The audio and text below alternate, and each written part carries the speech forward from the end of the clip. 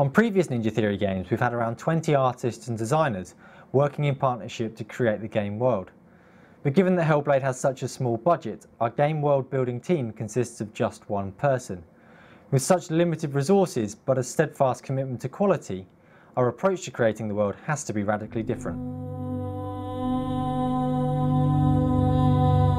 Viking lore is vast and richly detailed, and everyone's heard of Thor and Valhalla. But we were attracted to a different part of the Viking underworld, a place called the Land of Mist and Fog, in which sits the Hall of the Dead, Helheim. The starting point for the game world on our previous titles has always been the script. Designers would plan the levels and the gameplay around the action and locations in the story. Artists would then model and texture the levels before cutscenes, animations, lighting and effects would be added afterwards. The standard way of doing things isn't going to work on Hellblade because our world building team consists of just Dan, our principal environment artist. Dan will create the world, and then the gameplay, design, story and art will have to fit around what he is able to create. I wanted Dan to be able to start building the world without having to wait for gameplay systems like combat to become ready. So I suggested to him that what we should aim to do is to build a world so rich, interesting and haunting that a player could lose themselves for hours just exploring the world without having to rely on those kinds of gameplay systems. We're not making a game where all you do is walk around for hours without any combat, but by saying that in theory it should be possible, TAMEEM has given the art team the power and the freedom to create a world without having to depend on gameplay designers. For story reasons, we wanted to take the Viking symbol that we used in our teaser and incorporate it into the landscape.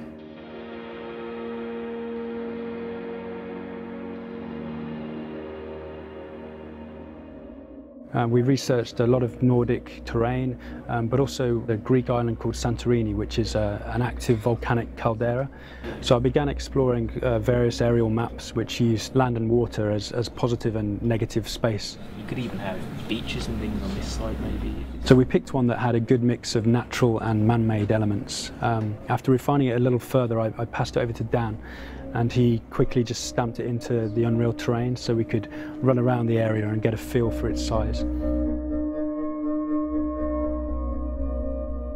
So to get a sense of realism into the map, we started looking at parts of the Nordic fjords, and from here, when we found areas that we liked, we took the satellite data and then brought that into Unreal and then used it with the terrain tool to make what you can see here. The size and scale of the map was looking great, and now it was time to think about locations within it. We needed to explore the details, work out what it was themed on and the style of each area. So we pulled together a lot of reference on Pinterest and ultimately created a lot of style sheets which explored it in a lot more detail. So the next thing to do was to scout around the locations. We knew that we wanted to have the central area to be the most prominent and viewable from everywhere. That way the player would be able to keep a sense of orientation.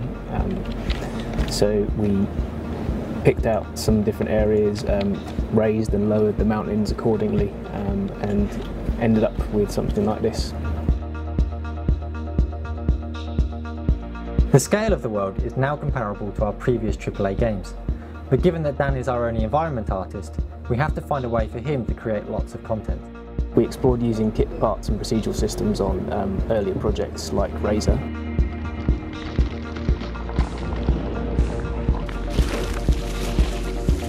Now we want to take this forward onto Hellblade. So the ultimate goal is to have about 95% of our assets to be reusable.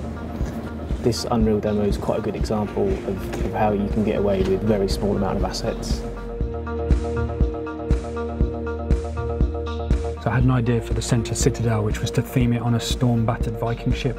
I tried to find some rocks that had an indication of something that felt like the hull of a Viking ship, and so with a combination of the rock being carved into and getting a lot more pattern in there, it's going to feel very solid and grounded, but still give you the shape that we require.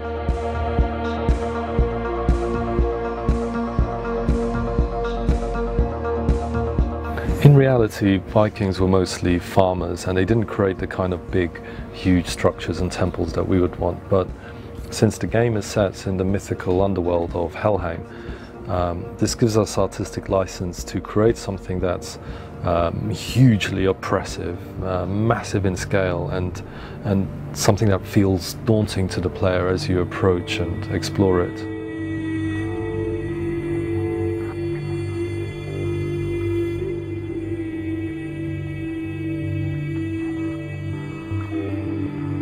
We're at the very beginning of the prototype phase of the project. Development at this stage is highly experimental and focused on answering the questions that we don't yet know the answers to, such as how do we build a world to this scale but keep it diverse and interesting? How does a player move around in this world, and how open is the world? We'll be finding the answers to these questions over the next few weeks.